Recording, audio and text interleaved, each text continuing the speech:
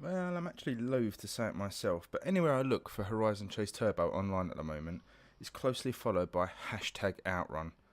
I do wonder if Brazilian developers of Horizon, Aquiris, are getting sick of this constant comparison to Sega's classic, even though their ambition with Horizon was to pretty much make a love letter to that classic game. So, is it worthy of the name? Let's have a look as we review Horizon Chase Turbo on the Nintendo Switch.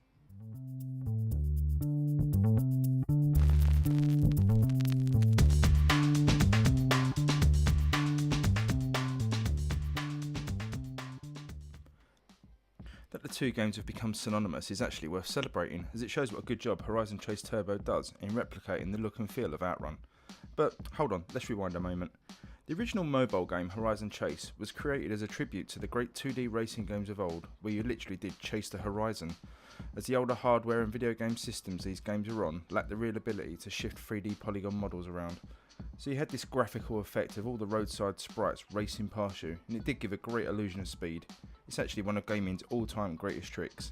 And I've always been a big fan of these old racing games, everything from Pole Position, Hang On, Chase HQ in the arcade, the Pit Stop series on the Commodore, games like Lotus Esprit on the Amiga, and of course Outrun.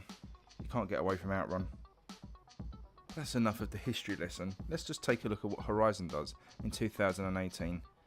So the game features over 100 tracks set in different locales around the world and has 32 cars to eventually unlock, and each has 12 different upgrades that can be won and applied to your growing garage. There are also a variety of paint jobs that can be unlocked and applied to each car, though for me, you can't beat the first car that you start with. It's a flame red cruiser, and it looks nothing like the Ferrari Testarossa from Outrun. Honest. Talking of looks, let's break down the specifics of the game, and starting with the graphics. So Horizon Chase Turbo adopts a low poly look with bright cheery environments, quite a unique look for racing games in 2018. Even the particles and smoke, they're all done in a low poly style, and I think the way it keeps this look consistent throughout the game really works well. Perhaps the decision is a hangover from releasing the game on mobile first, but whatever the reason, it gives the game a totally unique look, and as I said, definitely pops off the screen in handheld and dock modes. Boy does it shift as well, an unwavering 60 frames per second give it a great sense of speed and responsiveness, which is really needed in some of those twitchy corners. This all new Turbo edition has definitely had a new lick of paint too, with a redesigned UI, looking pretty impressive and definitely more befitting of a premium price product. In some places the car model's environments can look a little bit too basic, which again maybe is a hangover from its mobile roots, but overall I've got very few complaints here and graphics score a very solid 7 out of 10.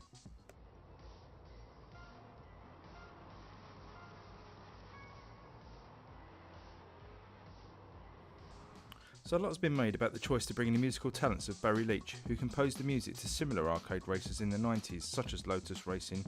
Seems a great choice to me. Someone who knows how to underpin these Fast and Furious races with a similarly Fast and Furious soundtrack, and it really works well. The banging synth tunes aren't too over the top that they're great, but rather complement your concentration and adrenaline during each race. Sound effects though are sparse, and beyond the faint hum of your engine there's very little else going on here beyond the odd crash of car on car metal when barging your way through a packed corner.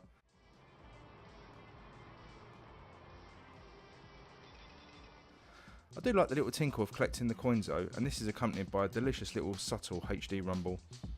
Overall, for what there is here, it's nicely done, and again seems to be the case that if it worked for Outrun it will do the same here. Sound and music gets 7 out of 10. So onto the gameplay, and if the graphics and sound are nice enough, then it's the simple gameplay where Horizon really shines. There's nothing more complex here than an acceleration button, a boost button and steering left and right. There is a brake button, but usually just carefully lifting off the throttle is enough to get you around the tightest corners. Each race is a short and frantic affair. You start in 20th position, and with each race consisting of just a few laps, there isn't much time to hang around nor make too many mistakes. You do have 3 boosts of turbo at your disposal, which have to be used wisely and at the right time if you want to blast past your rivals. Fuel cans and coins litter the track. Your car's ever decreasing fuel gauge can be topped up by collecting cans, and yes, you can quite easily run out of fuel if you miss too many of these. I've done that a few times. The coins on the track are also there to be collected and count towards your final score at the end of a race, with a Super Cup being awarded if you can finish first and collect every coin in the race. As the races get trickier, these coins are placed in harder and harder to reach places, tantalisingly just off the natural racing line, so collecting them all takes a few attempts and some fast reactions. But it's a good job then that the cars handle like a dream. The fast and responsive controls mean you never feel cheated, and the cars have just enough drift around the corners to manage all but the tightest at full throttle.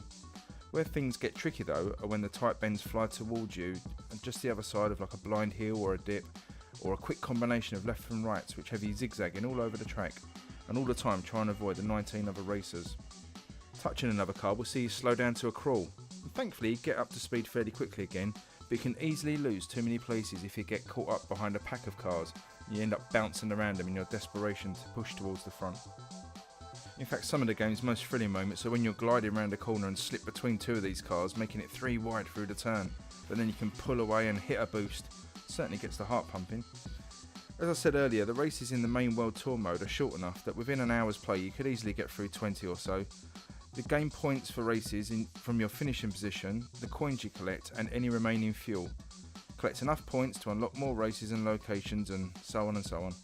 There's good incentive here to go back and replay races though, with online leaderboards and a ghost of another player you can add to your race.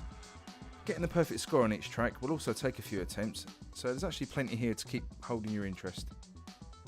Beyond the World Tour mode, you can eventually unlock a tournament mode, where you take on a more traditional 4-race series for points. Then there's the new Playgrounds mode, which sees a regularly updated set of races based around different themes. So some will have varying weather, some have unlimited boosts, some are on mirror tracks. These all have separate leaderboards. Then finally, for single player content, there's an endurance mode, which sees longer championships and longer races. Unfortunately, multiplayer wise, there's no online racing, just those leaderboards and ghosts. Locally, the game can be played with up to 4 players in split screen, which is a really cool feature, but frame rate takes a bit of a hit once you get above 2 racers. Overall, gameplay gets an excellent 8 out of 10. So in closing what we have here is a really solid and fun retro style arcade racer. Doesn't really do anything revolutionary, but it rather sticks to a style of gameplay with a proven track record. Provides quick bursts of fun gaming sessions. Quick races and unlockables mean it's easy just to do one more race in that quest to shave the odd second or two off your best time and get closer to the next car or location available to unlock in the game. Visually and sonically it's really nice, and the smooth gameplay, both docked and handheld, make it a pleasure to pick up and play again and again. I do feel though, over a longer period it could get a little bit repetitive, but Outrun stood the test of time, hasn't it? Overall, I'm going to give Horizon Chase Turbo an excellent 8 out of 10, and it's definitely worth having in your collection if you like racing games. And I hope you enjoyed the review of Horizon Chase Turbo. Thanks for watching, and please consider subscribing for more Switch content. Got lots going on the channel, and I'll see you next time. Bye!